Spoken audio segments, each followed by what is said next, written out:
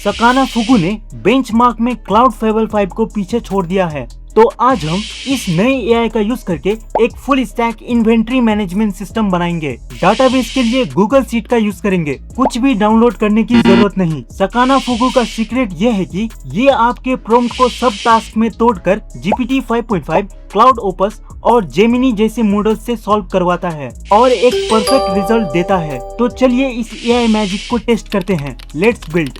सकाना फुगू से एक full stack inventory management system बनाने के लिए सबसे पहले हम लोग क्रोम पर जाएंगे और यहाँ पर सर्च करेंगे सकाना चैट फ्री और एंटर प्रेस करेंगे। ओके, अब यहाँ पर एआई का कुछ सजेशंस दिखेगा, स्क्रॉल डाउन करेंगे और इस सकाना एआई पर क्लिक करेंगे। ये सकाना एआई का ऑफिशियल वेबसाइट है, ठीक है। इस पर क्लिक करने के बाद आपको कुछ इस तरीके का इंटरफेस दिखेगा। प्रोडक्ट पर क्लिक करेंगे और सकाना चैट पर क्लिक करेंगे, ठीक है। ओके, अब यहाँ पर हम लोग लैंग्वेज को इंग्लिश सेलेक्ट कर लेते हैं, ठीक है। अब यहाँ पर हमें एक डिटेल प्रॉम्प्ट लिखना होगा सकाना चैट पर। तो मेरे पास ऑलरेडी एक डिटेल प्रॉम्प्ट है, मैं उस डिटेल प्रॉम्प्ट को ओपन करूंगा। ओके, इस प्रॉम्प्ट में बताया गया है कि हम लोग एक इन्वेंट्री मैनेजमेंट सिस्टम बनाएंगे गूगल ऐप स्क्रिप्ट की मदद से, और यहाँ पर कोड GS होगा और index.html होगा, ठीक है। और ये इसका ओवरऑल आर्किटेक्चर है। तो ये प्रॉम्प्ट से आपको एग्जैक्टली सेम आउटपुट आएगा, ठीक है। तो यहाँ से मैं इस एंटायर प्रॉम्प्ट को कॉपी करूंगा, Ctrl+A और Ctrl+C। उसके बाद फिर से मैं सकाना चैट पर जाकर इस प्रॉम्प्ट को एज इट इज पेस्ट कर दूंगा, ठीक है। अब यहाँ पर ओसाका पर क्लिक करेंगे और इसको चूज करेंगे, ठीक है। अब यहाँ पर सिंपली सेंड पर क्लिक करेंगे। ओके, अब सेंड करने के बाद यहाँ पर आपका कोड जनरेट होना स्टार्ट हो जाएगा। यहाँ पर दो फाइल्स जनरेट होंगे, एक code.gs और दूसरा index.html। तो यहाँ पर दोनों कोड जनरेट हो चुका है। ये हमारा प्रॉम्प्ट था, ठीक है। इसके बेसिस पे यहाँ पर स्क्रॉल डाउन करते हैं, यहाँ पर स्क्रॉल डाउन और यहाँ पर आप देख सकते हो code.gs बना है, ये एक फाइल है। और दूसरा स्क्रॉल डाउन करेंगे, स्क्रॉल डाउन और स्क्रॉल अप और यहाँ पर index.html, ये दूसरा फाइल है। इसको सेटअप करने के लिए यहाँ पर न्यू टैब को ओपन करेंगे और यहाँ पर लिखेंगे गूगल शीट और एंटर प्रेस करेंगे। उसके बाद यहाँ पर इस फर्स्ट लिंक पर क्लिक करेंगे। ओके, तो यहाँ पर एक्सेल शीट ओपन हो जाएगा। यहाँ पर हम लोग अनटाइटल्ड स्प्रेडशीट को चेंज करके एक नाम देंगे। तो मैं यहाँ पर लिखूंगा इन्वेंट्री मैनेजमेंट सिस्टम। तो मैं यहाँ पर क्विकली लिख लेता हूँ इन्वेंट्री मैनेजमेंट और सिस्टम। ओके, अब साइड में जो ये टेबल्स है इसका कोई काम नहीं है, तो इसको क्लोज कर देते हैं, ठीक है। अब हम लोग इसको डाटाबेस बनाने के लिए एक्सटेंशन पर जाएंगे और ऐप स्क्रिप्ट पर क्लिक करेंगे। ओके, अब यहाँ पर आपका ऐप स्क्रिप्ट ओपन हो जाएगा। अब यहाँ पर हमें code.gs फाइल को पेस्ट करना होगा, ठीक है। तो उसके लिए मैं आपको दिखा देता हूँ कि इसमें जो कोड करेंगे हम लोग वो कैसे एक्सेल पर जाएगा। उसके लिए मैं यहाँ पर इस इन्वेंट्री मैनेजमेंट सिस्टम एक्सेल को इससे अलग कर देता हूँ, दोनों टैब को अलग अलग, ठीक है, ताकि अच्छे से दिखे लाइव। तो यहाँ पर मैं इसको थोड़ा मिनिमाइज कर देता हूँ और यहाँ से इसको थोड़ा एडजस्ट कर देता हूँ, ठीक है। तो ये दोनों अच्छे से एडजस्ट हो चुका है। अब यहाँ पर हम लोग code.gs को कॉपी करेंगे, ठीक है। तो मैं यहाँ पर सकाना चैट पर जाऊंगा और इसको कॉपी करूंगा। उसके बाद यहाँ पर Ctrl+A करेंगे और Ctrl+V। ओके, तो यहाँ पर कोड पेस्ट हो चुका है, इसको सेव कर लेते हैं। ओके, तो यहाँ पर प्रोजेक्ट सेव हो चुका है, ठीक है। अब यहाँ पर हम लोग इसको रन करना होगा। तो यहाँ पर मैं एक्सेल पर जाऊंगा। अब लाइव देखना है यहाँ पर डाटा कैसे आता है। तो यहाँ पर सेटअप शीट्स पर आपको क्लिक करना होगा। तो मैं सेटअप शीट्स पर क्लिक करूंगा और रन पर क्लिक करेंगे, ठीक है। उसके बाद यहाँ पर एग्जीक्यूशन लॉग स्टार्ट होगा। रिव्यू परमिशन पर क्लिक करेंगे। उसके बाद एडवांस पर क्लिक करेंगे और गो टू अनटाइटल्ड प्रोजेक्ट पर क्लिक करेंगे, ठीक है। और यहाँ से कंटिन्यू पर क्लिक करेंगे, ठीक है। ओके, तो यहाँ पर ये लॉगिन होना स्टार्ट हो चुका है। उसके बाद यहाँ से इस पर टिक करेंगे, see edit create and delete all your Google spreadsheets, और उसके बाद स्क्रॉल डाउन और कंटिन्यू पर क्लिक करेंगे। ओके, उसके बाद यहाँ पर परमिशंस एक्सेस हो चुका है। अब यहाँ पर आप देख सकते हो एग्जीक्यूशन स्टार्टेड और यहाँ पर आप देख सकते हो डाटाबेस बनना स्टार्ट हो चुका है, टेबल्स और कॉलम्स भी। तो यहाँ पर एग्जीक्यूशन कंप्लीट हो चुका है, आप देख सकते हो। ठीक है, अब यहाँ पर हमें एंट्री भरना होगा, एक डमी डाटा। उसके लिए स्क्रॉल डाउन करेंगे और यहाँ से सीड सैंपल डाटा को चूज करेंगे। ठीक है, उसके बाद फिर से हम लोग रन पर क्लिक करेंगे। ओके, उसके बाद फिर से एग्जीक्यूशन स्टार्ट होगा। तो यहाँ पर थोड़ा टाइम लगेगा और एग्जीक्यूशन कंप्लीट हो चुका है। अब यहाँ पर सैंपल्स डाटा आ चुका है, आप देख सकते हो। सिमिलरली यहाँ पर मैं स्लाइड पर क्लिक करूंगा और पेमेंट्स पर क्लिक करूंगा। यहाँ पर कोई सैंपल्स डाटा नहीं है, यहाँ पर भी नहीं है। स्लाइड करते हैं, सेल आइटम्स पर क्लिक करेंगे तो यहाँ पर आप सैंपल्स डाटा देख सकते हो। सिमिलरली यहाँ पर सेल्स पर क्लिक करेंगे तो यहाँ पर भी सैंपल्स डाटा है। परचेज आइटम्स में भी सैंपल्स डाटा है।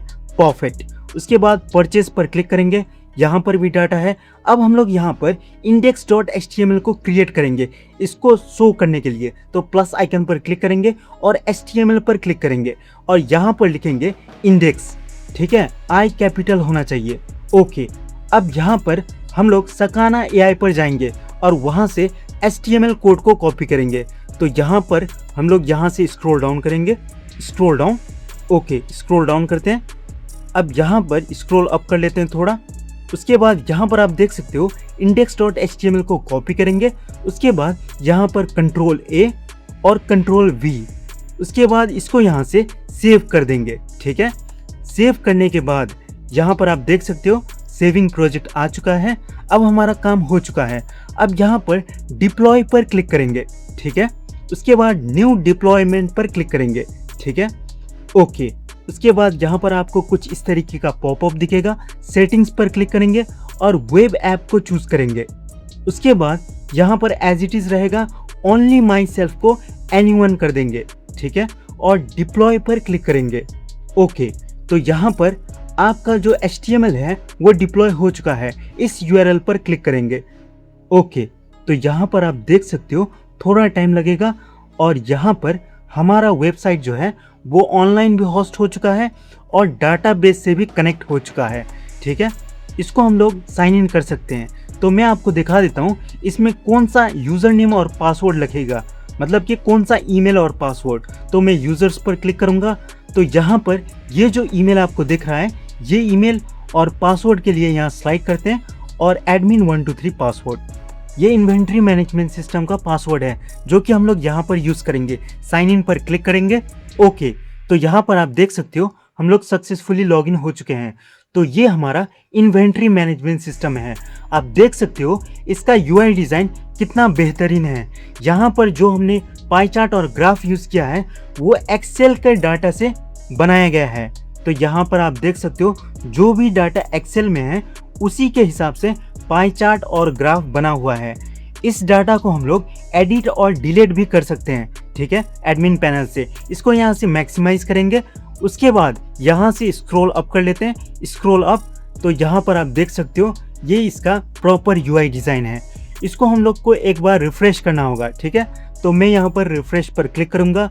ओके, तो यहाँ पर इसका जो लेआउट है वो अच्छे से सेटअप हो चुका है, पर यहाँ पर आप देख सकते हो जो ऊपर का कार्ड्स वगैरह है वो अच्छा नहीं दिख रहा है। ठीक है, बाकी सब अच्छे ही दिख रहा है। तो ये हमारा कार्ड सेक्शन हो गया। सिमिलरली स्क्रॉल डाउन करेंगे और यहाँ पर आप देख सकते हो ये हमारा क्विक एक्शन सेक्शन हो गया, ये रिसेंट सेल सेक्शन हो गया, इन्वेंट्री हेल्थ वगैरह है। स्क्रॉल अप करते हैं, ये सेल्स बाय कैटेगरी सेक्शन है। सिमिलरली यहाँ पर स्क्रॉल अप करने पर यहाँ पर आप बहुत सारे सेक्शंस देख सकते हो।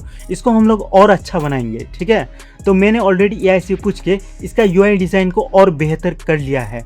तो मैं उसके लिए वर्जन 2 को क्लिक करूँगा। इस URL पर मैं क्लिक कर लेता हूँ। ठीक है, ओके, तो ये हमारा नेक्स्ट वर्जन का वेब एप्लीकेशन है। ठीक है, प्रीवियसली ये कुछ ऐसा दिखता था और अभी यहाँ पर इसको मॉडिफाई करके हमने इस कार्ड को अच्छा बना दिया है। ठीक है, तो यहाँ पर UI डिज़ाइन अच्छा हो चुका है और हमने डाटा में भी कुछ एडजस्टमेंट किया है। स्क्रॉल डाउन करते हैं तो यहाँ पर आप देख सकते हो पहले टॉप कस्टमर्स ऐसे दिखता था, अब टॉप कस्टमर्स ऐसे दिखता है। ठीक है, सिमिलरली यहाँ पर पहले परचेज बाय लोकेशन ऐसा दिखता था और अभी यहाँ पर स्क्रॉल डाउन करते हैं, परचेज बाय लोकेशन कुछ ऐसा दिखता है। सिमिलरली पहले यहाँ पर स्क्रॉल डाउन करते हैं, सेल्स बाय लोकेशन ऐसा दिखता था अभी यहाँ पर सेल्स बाय लोकेशन आपको स्क्रॉल डाउन करते हैं, कुछ इस तरीके का दिख रहा है, ठीक है। सिमिलरली पहले यहाँ पर सेल्स बाय कैटेगरी कुछ ऐसा दिखता था और अभी यहाँ पर कुछ ऐसा दिखता है, ठीक है। तो यहाँ पर हमने कुछ मॉडिफिकेशंस कर लिए हैं। अब यहाँ पर हम लोग एक एक कंपोनेंट को टेस्ट करेंगे, ठीक है। तो मैं इन्वेंट्री पर क्लिक करूँगा, ओके। तो यहाँ पर ये इन्वेंट्री वगैरह है, यहाँ पर हम लोग सर्च करते हैं, ठीक है। तो आप देख सकते हो सर्च भी परफेक्टली काम कर रहा है, ओके। यहाँ पर इसको क्रॉस करते हैं, ऑल सप्लायर्स पर क्लिक करके इसको चूज करते हैं, तो ये भी सही से काम कर रहा है सप्लायर्स के हिसाब से। ऑल स्टॉक पर क्लिक करेंगे और टेस्ट करते हैं, ओके, परफेक्टली काम कर रहा है। लो स्टॉक पर क्लिक करेंगे, ये भी सही है। ऑल स्टॉक पर क्लिक करेंगे। अब यहाँ पर हम लोग एडिट पर क्लिक करेंगे, ओके, और यहाँ पर सप्लायर्स को एक ऐड करेंगे, ठीक है, अपना खुद का। इसको क्लोज करते हैं। उसके बाद सप्लायर्स पर क्लिक करेंगे। अब यहाँ पर हम लोग एक सप्लायर को ऐड करेंगे, तो उसके लिए ऐड सप्लायर पर क्लिक करेंगे। सप्लायर का नाम लिखेंगे जावा गोट LLC, कुछ भी रैंडम। पर्सन का नाम ABC जोंडोय, फोन नंबर में 123456789, ईमेल में कुछ भी रैंडम ईमेल और कुछ भी रैंडम एड्रेस, कुछ भी रैंडम सिटी और कुछ भी रैंडम स्टेट। उसके बाद ऐड पर क्लिक करेंगे, ठीक है। तो यहाँ पर एक सप्लायर ऐड हो चुका है, आप देख सकते हो सक्सेस मैसेज आ चुका है और एक डाटा ऐड हो चुका है। पर आइटम्स जो है इससे हमने कुछ भी नहीं खरीदा है, ठीक है, इसलिए 0 शो हो रहा है। इन्वेंट्री पर जाएंगे और देखते हैं वो सप्लायर्स ऐड हुआ है या नहीं। तो उसके लिए मैं ऐड आइटम्स पर क्लिक करूंगा और यहाँ पर आप देख सकते हो जावा गोट LLC सप्लायर आ चुका है, परफेक्ट। अब यहाँ पर हम लोग एक परचेस करेंगे, ठीक है। तो मैं इसको क्लोज करूंगा। उसके बाद एक्सपोर्ट CSV पर क्लिक करेंगे, तो आप देख सकते हो सब डाटा को हम लोग एक्सपोर्ट भी कर सकते हैं, ठीक है। अब यहाँ पर मैं परचेज पर क्लिक करूंगा और यहाँ से एक परचेज करके देखते हैं। तो मैं यहाँ पर रिकॉर्ड परचेज पर क्लिक करूंगा। उसके बाद यहाँ पर डेट को चूज कर लेते हैं, तो यहाँ पर मैं आज का डेट को चूज कर लेता हूँ। उसके बाद यहाँ पर मैं स्टेटस को रिसिप्ट कर देता हूँ और आइटम्स में मैं इसको चूज कर लेता हूँ, ठीक है। और सप्लायर्स में मैं खुद का सप्लायर्स को चूज कर लेता हूँ। क्वांटिटी और यूनिट कॉस्ट को भी ऐड करेंगे और यहाँ पर हम लोग ऐड लाइंस करके आइटम्स को भी ऐड कर सकते हैं। तो मैं यहाँ पर रिकॉर्ड परचेज पर क्लिक करूंगा, ओके। तो यहाँ पर एक परचेज हो चुका है और सप्लायर का नाम है जावा गोट LLC, ठीक है। हमने यहाँ पर 20,000 का परचेज किया है पर एक भी पैसा पे नहीं किया है, ठीक है। अभी भी हमें 20,000 देना होगा। तो ये आपको समझ आ गया होगा, ठीक है। ये हमारा सप्लायर्स है। तो अब हम लोग सेल्स पर क्लिक करेंगे। तो यहाँ पर इसका मतलब यह है कि कस्टमर ने हमसे कितना लिया। तो यहाँ पर मैं सेल्स को क्रिएट करने से पहले कस्टमर्स को क्रिएट करना होगा। तो मैं यहाँ पर पहले कस्टमर्स पर क्लिक करूंगा, ठीक है। तो यहाँ पर कस्टमर्स लोड हो रहा है। अब यहाँ पर एक कस्टमर को ऐड करेंगे, तो उसके लिए यहाँ पर बहुत सारे कस्टमर्स हैं। ऐड कस्टमर पर क्लिक करेंगे और कस्टमर का नाम लिखेंगे शाहिद डमी और फ़ोन नंबर में कुछ भी रैंडम फ़ोन नंबर लिख देते हैं और ईमेल में भी xyz@gmail.com। एड्रेस में भी कुछ रैंडम, सिटी और स्टेट में भी कुछ रैंडम डिटेल्स फिल कर देते हैं, ठीक है। उसके बाद ऐड पर क्लिक करेंगे, ओके। तो यहाँ पर एक न्यू कस्टमर ऐड हो चुका है, आप देख सकते हो, ठीक है, शाहिद डमी नाम से। अब इसको हमें सेल करना होगा। मान लो इसने कुछ खरीदा, ठीक है। तो यहाँ पर एक सेल किया इसने, तो मैं यहाँ पर एक सेल को क्रिएट कर लेता हूँ। तो उसके लिए मैं सेल्स पर क्लिक करूँगा और यहाँ पर एक सेल्स क्रिएट करेंगे। तो मैं यहाँ पर रिकॉर्ड सेल पर क्लिक करूँगा और मान लो कस्टमर जो है शाहिद डमी है और आज के दिन इसने खरीदा है और यहाँ पर हम लोग ये आइटम्स खरीदा है, ठीक है, ये वाला। उसके बाद यहाँ पर स्टॉक्स में 255 है हमारे पास, 10 हमने बेचा और इसको बेचा 700 के रेट से और रिकॉर्ड सेल करेंगे, ओके। तो यहाँ पर रिकॉर्ड हो चुका है, आप देख सकते हो। इसने भी 7,000 का सेल हुआ है पर इसने भी हमें 1 रुपये भी नहीं दिया है, ठीक है। इसको भी हमें 7,000 देना होगा, इसने हमें 1 रुपये भी नहीं दिया है, ठीक है। और जो सामान है वो ले चुका है। तो इसके लिए हम लोग रिसिप्ट पर क्लिक करेंगे और मान लो वो नेक्स्ट डे आके हमें पेमेंट कर दिया। तो उसके लिए मैं यहाँ पर एक रिसिप्ट बनाऊंगा, ऐड रिसिप्ट, और यहाँ से मैं शाहिद डमी को चूज करूंगा। तो इसका 7000 बाकी था, तो आज ये आया है क्लियर करने के लिए। तो इसने मान लो 6000 पे किया, नहीं पूरा क्लियर कर दिया, ठीक है। और उसके बाद कैश और ऐड रिसिप्ट, तो यहाँ पर हमने इसका रिसिप्ट बना दिया है और आप देख सकते हो सक्सेस हो चुका है। अगर अब हम लोग सेल्स पर जाएंगे तो उसका बैलेंस 0 होना चाहिए। तो मैं यहाँ पर सेल्स पर क्लिक करूँगा और आप देख सकते हो शाहिद डमी का कोई बैलेंस नहीं है, मतलब जो 7000 था उसने पूरा पे कर दिया है और बाकी किसी ने भी अभी तक नहीं किया है शाहिद डमी के अलावा। सिमिलरली पेमेंट्स का भी वही काम है, ठीक है, जो रिसिप्ट्स ने किया है। इसको हम लोग अलग सेक्शन में भी बना सकते हैं। सिमिलरली यहाँ पर रिसिप्ट्स पर क्लिक करके एक्सपोर्ट भी कर सकते हैं। तो आप देख सकते हो ये एक्सपोर्ट हो चुका है। सिमिलरली स्क्रॉल डाउन करेंगे और यहाँ पर रिपोर्ट्स पर क्लिक करेंगे, ठीक है। तो ये आप देख सकते हो जो डाटा हमने फिल किया था उसके हिसाब से यहाँ पर रिपोर्ट्स क्रिएट हो चुका है। यहाँ पर जैसे कि stock value, similarly sales by period, low stocks, और यहाँ पर प्रॉफिट एंड लॉस और डाटा रेंज भी चूज कर सकते हो। ऑडिट लॉग पर क्लिक करेंगे तो यहाँ पर जितने भी एक्टिविटीज हमने किए हैं यहाँ पर उसका पूरा रिकॉर्ड है। जैसे कि सेल्स क्रिएट किया था हमने, कस्टमर क्रिएट किया था, परचेस क्रिएट किया था, उसका पूरा रिकॉर्ड, ठीक है। यूजर्स पर क्लिक करेंगे तो यहाँ पर जो फर्स्ट में जो एडमिन लॉगिन होता है उसका ये ईमेल और पासवर्ड है, ठीक है। इसी बंदे को सिर्फ ऑथराइज है लॉगिन होने के लिए। परफेक्ट, ये सही से काम कर रहा है। सेटिंग्स पर क्लिक करेंगे तो यहाँ पर आप देख सकते हो यहाँ पर करेंसी सिंबल को चेंज कर सकते हैं। फॉर एग्जांपल RS लिखेंगे और सिमिलरली टैक्स रेट में यहाँ पर 7 लिख लेते हैं और यहाँ पर लो स्टॉक को भी चेंज कर सकते हैं। सेव सेटिंग्स पर क्लिक करेंगे, ठीक है। अब हम लोग देखेंगे करेंसी सिंबल चेंज हुआ है या नहीं। तो उसके लिए मैं यहाँ से स्क्रॉल अप कर लेता हूँ, स्क्रॉल अप, और उसके बाद यहाँ पर इन्वेंट्री पर क्लिक करेंगे, ठीक है। तो यहाँ पर इन्वेंट्री लोड हो रहा है। आप देख सकते हो कॉस्ट जो है वो RS में आ चुका है, पहले ये डॉलर में था, ठीक है। ऐसे आप सेटिंग्स को भी चेंज कर सकते हो। ये हमारा डैशबोर्ड सेक्शन है और आप चेंजेस वगैरह देख सकते हो। जैसे कि यहाँ पर शाहिद डमी जो हमने अभी न्यू कस्टमर बनाया था, स्क्रॉल डाउन करते हैं और यहाँ पर आप देख सकते हो वो locations ABC XYZ state. Similarly यहाँ पर भी लोकेशन देख सकते हो।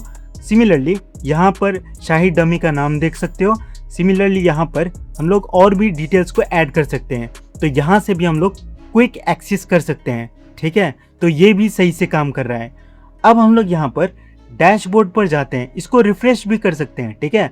अगर आपको कुछ हैंग हुआ तो रिफ्रेश भी कर सकते हैं। मैं डैशबोर्ड पर जाता हूँ। अब मैं यहाँ पर आपको इसका एक्सेल में डाटा को दिखाऊंगा, ठीक है, इस पूरा वेबसाइट का। तो इसके लिए यहाँ पर इसको मिनिमाइज करते हैं। तो यहाँ पर आप देख सकते हो जितना भी डाटा हमने क्रिएट किया था वो ऑटोमेटिकली ये डाटाबेस पर सेव हो चुका है, एक्सेल के डाटाबेस पर, ये लोकेशंस जो हमने क्रिएट किया था। सिमिलरली यहाँ पर सेल आइटम्स पर क्लिक करेंगे तो ये सेल आइटम्स का लिस्ट है। रेसिपेंट्स पर क्लिक करेंगे तो ये 7000 का जो रिसिप्ट बनाया था वो है, आप देख सकते हो। सिमिलरली पेमेंट्स पर क्लिक करेंगे, यूजर्स पर क्लिक करेंगे और यहाँ पर सेटिंग्स पर क्लिक करते हैं तो हमने यहाँ पर RS को चेंज किया था वो यहाँ पर है। ऑडिट लॉग में जो जो हमने चेंज किया था वो यहाँ पर पूरा आप देख सकते हो। इसको यहाँ से स्लाइड करते हैं तो यहाँ पर ये पूरा क्या क्या एक्टिविटी हुआ वो इन्वेंट्री मैनेजमेंट सिस्टम में पूरा डिटेल में है। मैंने और भी मैनेजमेंट सिस्टम बनाए हैं जैसे कि library management system, ERP management system, blood bank management system और भी बहुत कुछ। वीडियो का लिंक डिस्क्रिप्शन में है, देख लेना।